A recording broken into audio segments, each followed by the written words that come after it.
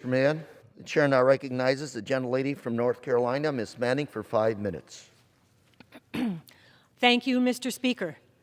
As Congress reconvenes for the second session of the 117th Congress, I want to take a moment to reflect on the important achievements that the Democrats have made this past year.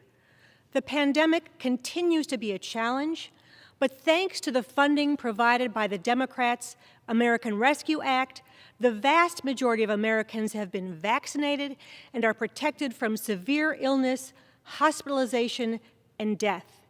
We must also acknowledge that the Democrats' commitment to building back stronger and more equitably than before has resulted in unprecedented economic recovery from the initial impact of the pandemic.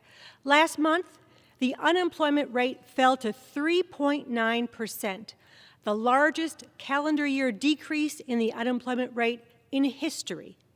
And we reached this rate 5 years before experts anticipated.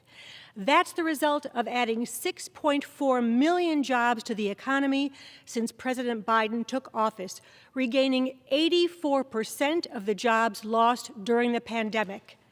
This economic boom was brought to you by President Biden and the Democrats in Congress who voted for the American Rescue Plan. The American Rescue Plan supercharged our economic recovery by providing critical support to small businesses as they navigated the pandemic. It expanded the child tax credit, which helped families put food on the table and pay for child care. It provided rent assistance so families could keep their housing.